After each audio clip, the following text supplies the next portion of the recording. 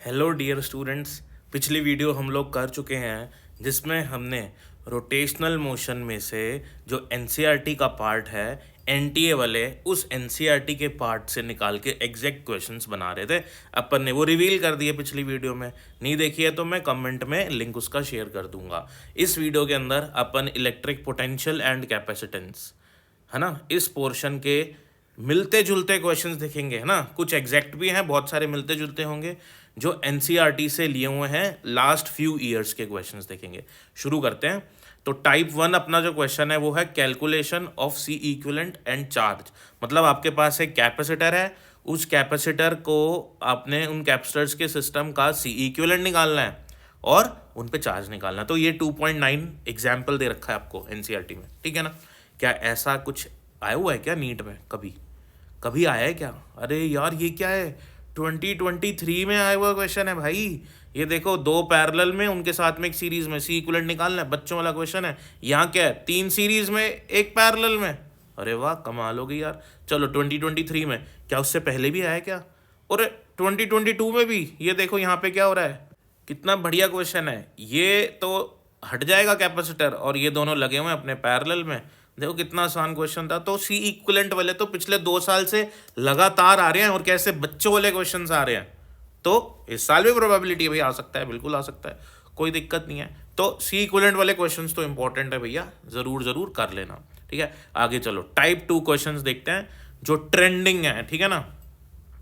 तो एग्जाम्पल 2.4 है ये एनसीईआरटी का। इस ये क्वेश्चन क्या कह रहा है भाई, आपके पास 4 चार्ज रखे हुए हैं, है ना, बीच में एक और चार्ज रखा हुआ है। तो ये जो बीच में चार्ज रखा है इसको इन्फिनिटी से यहाँ लिखने में कितना वर्क करना पड़ेगा। इसको यहाँ से लेके जाओ इन्फिनिटी तक, तब कितना वर्क करना पड़ेगा। हमको पता है वर्क डन क्या होता है। वर्क डन होता है चेंज इन पोटेंशियल एनर्जी। अगर मैं बात करूँ work done by conservative force की, तो नेगेटिव ऑफ डेल्यू होता है। तो यानी कि हमको पोटेंशियल निकालना आना चाहिए, सभी चारों चार्जेस का पोटेंशियल। अगर क्वेश्चन ऐसे आ जाए ना भाई, 1 2 3 4 चार्ज दिए हुए हैं, 4 चार्ज दिए हुए हैं और इस स्क्वायर पे रखे हैं उसकी वर्टिसेस पे, और सेंटर पे पोटेंशियल निकालो, पोटेंशियल एनर्जी निकालो। इनको असेंबल करने में जो वर्क करना होगा वो वर्क निकालो।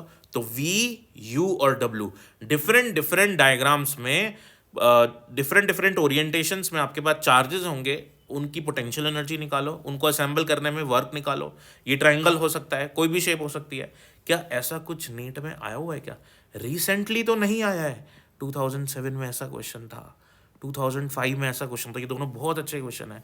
तो अभी बहुत टाइम से नहीं आया है, नहीं आया तो प्रोबेबिलिटी है अब आने की, क्योंकि एनसीईआरटी में तो दिया हुआ है, ठीक है ना। आगे चलते हैं। अब अपना नेक्स्ट आ जाएगा, यहाँ पे लिखेंगे अपन टाइप 3, अपना टाइप 3 हो जाएगा। इसको मैं सही कर देता हूँ। सो टाइप 3 क्वेश्चन हो जाएगा अपना ये वाला। और यहाँ पे क्या है, क्या फाइंड करना है हमको, at what point on line joining the two charges the electric potential zero. मतलब कुछ आपको चार्जेस दिए हुए हैं, उनकी वजह से इलेक्ट्रिक पोटेंशियल कहाँ पे जीरो होगा, या उनकी वजह से पोटेंशियल इस पॉइंट पे कितना होगा, उस पॉइंट पे कितना होगा। कुछ कुछ पिछले वाले टाइप के जैसा ही है ये देखो यहाँ पे क्या दिया हुआ है आपको, इलेक्ट्रिक डायपोल दिया है, और ये माइनस क्यू चार्ज, ये प्लस क्यू चार्ज, दोनों के बीच में जो डिस्टेंस है वो 6 सेंटीमीटर। तो आइडियल डायपोल नहीं है। और पी पॉइंट पे यानी कि इसके एक्सियल पॉइंट पे आपको क्या निकालना है, पोटेंशियल। तो यहाँ पे अपन पोटेंशियल का जो फॉर्मूला होता है वो अप्लाई यूज नहीं करेंगे ड्यू टू अ डायपोल, क्योंकि वो फॉर्मूला तो आइडियल कंडीशंस में यूज होता है, ठीक है। तो यहाँ पे हमको इंडिविजुअल इस चार्ज का यहाँ पे पोटेंशियल निकालना है, फिर इस चार्ज का निकालना है और उनका सम करना है, ठीक है ना। तो तब हमारा यहाँ पे आंसर बनने वाला है।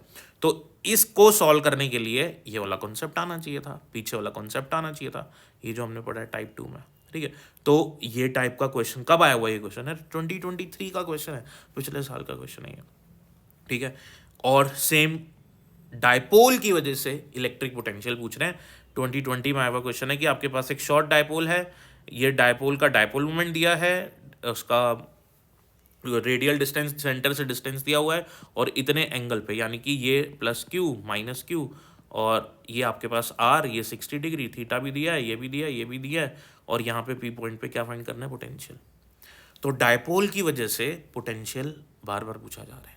So this is also a very important topic, जिसमें से क्वेश्चन फ्रीक्वेंटली आ रहा है, जो अपन ने ऑब्जर्व कर लिया।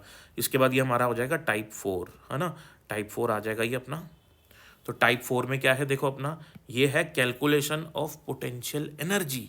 कैलकुलेशन ऑफ पोटेंशियल एनर्जी देखो, energy stored in a capacitor क्या होती है, half epsilon naught E square into A into D, ये है energy stored in the capacitor. Energy stored per unit volume, energy stored हमने ये फॉर्मूला पढ़ा होगा, half C V square half Q V, है ना, ये सब फॉर्मूला आपने पढ़े हुए होंगे। तो इन पे बेस्ड सॉल्व एग्जाम्पल भी है देखो एनसीईआरटी में 2.10 पे ये सॉल्व एग्जाम्पल रख, क्या कह रहा है क्वेश्चन में, क्वेश्चन कह रहा है ए पार्ट में, how much electrostatic energy stored in capacitor.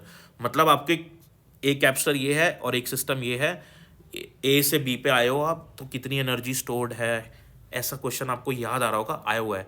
फिर बी में बोल रहा है capacitor is disconnected and connected to this capacitor, what is the energy stored by the system, नई एनर्जी कितनी स्टोर है, ऐसे क्वेश्चन आए हुए हैं। देखो ये देखो कौन सा ईयर है, नीट 2022 में। डायग्राम देखो आप, डायग्राम ही देखो आप, ये देखो और ये बी डायग्राम देखो, इधर देखो आप, ये ऑब्जर्व करा आपने कभी, देख लो ध्यान से, एनसीईआरटी से है, के लिए और चैप्टर्स के भी बना दूंगा मैं, ठीक है ना।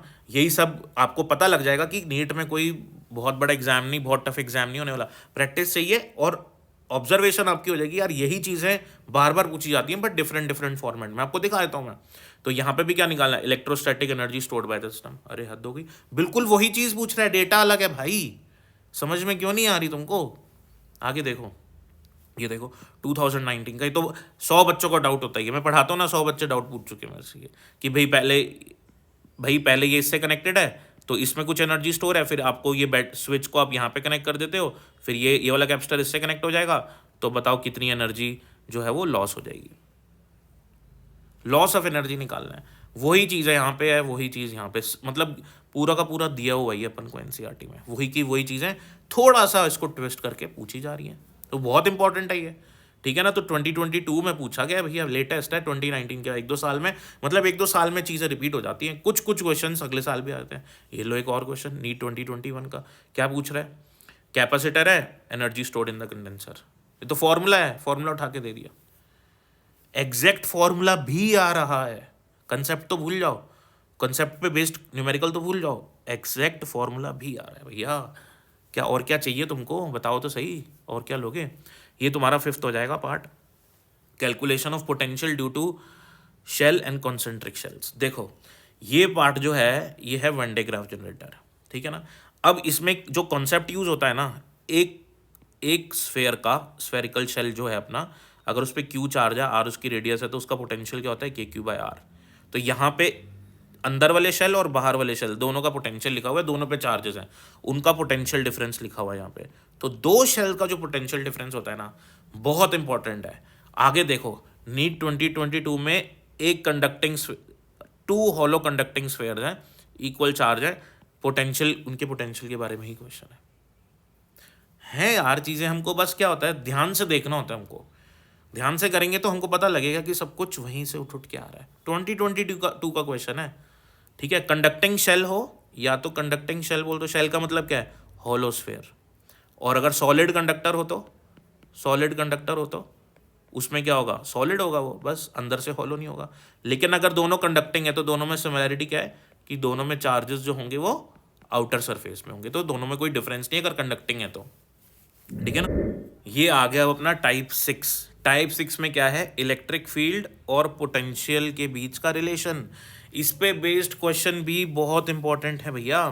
देखो इलेक्ट्रिक फील्ड को हम लिख सकते हैं -dV/dr इक्वल्स टू -dV/dr।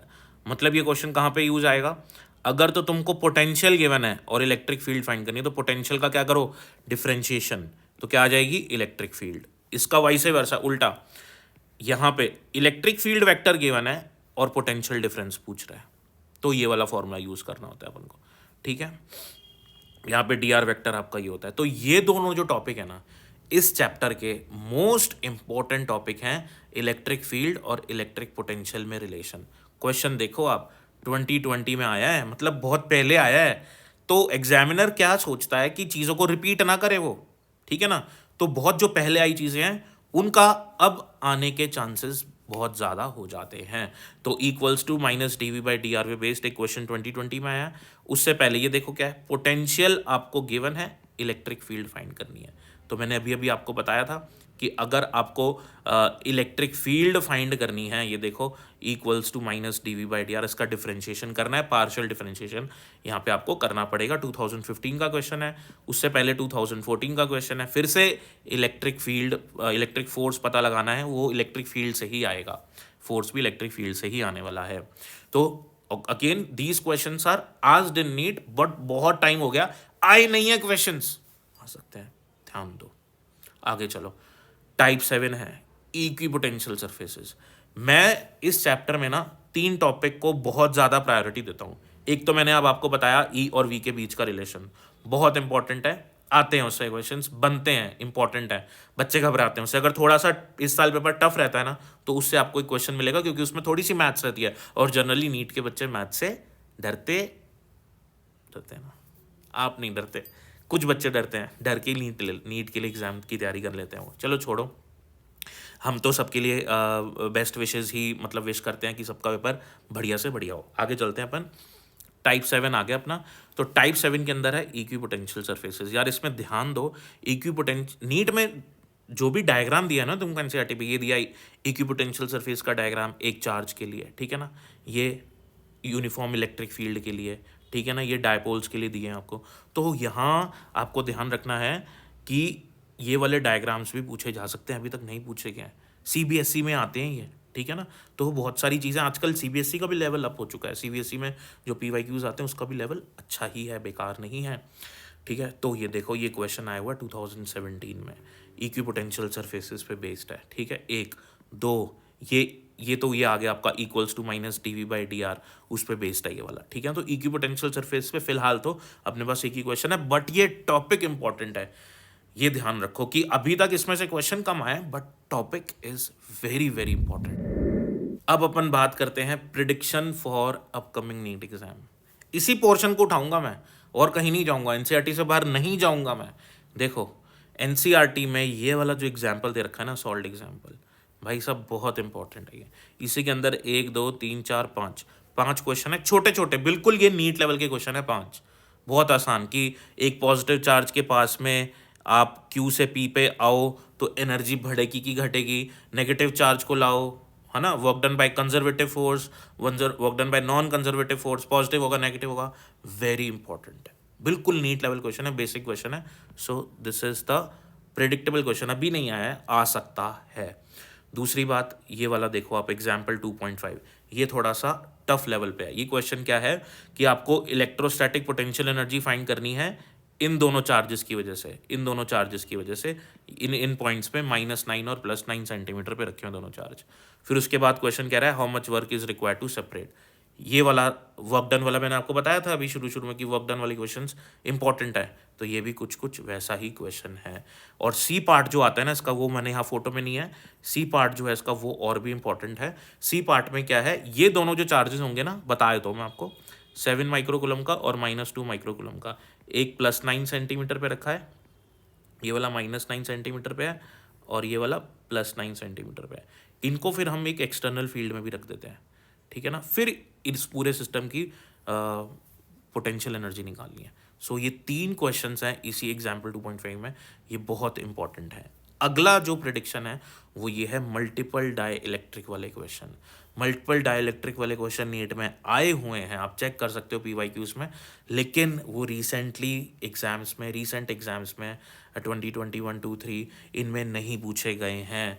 तो मल्टीपल डाइलेक्ट्रिक्स में क्या है, आपके पास डाइलेक्ट्रिक सीरीज में लगे रहेंगे, पैरेलल में लगे रहेंगे, और ऐसे क्वेश्चन बहुत इंपॉर्टेंट होते हैं। मैंने आपको स्टार्टिंग में बताया था 3 टाइप के क्वेश्चंस हैं, 3 टॉपिक्स हैं जो इस चैप्टर के हैं, बहुत इंपॉर्टेंट है। पहला क्या है, इलेक्ट्रिक फील्ड और इलेक्ट्रिक पोटेंशियल में रिलेशन, इक्विपोटेंशियल सरफेसेस, और तीसरा है ये मल्टीपल डाइलेक्ट्रिक्स। हालांकि अभी तक तो कम क्वेश्चंस आए हैं, लेकिन बहुत ज़्यादा प्रोबेबिलिटी है कि इस ईयर में इनसे क्वेश्चंस आपको मिल जाएं। So this was all for electric potential and capacitance. If you like the video, please share it with your friends and don't forget to subscribe the channel. Thank you for watching.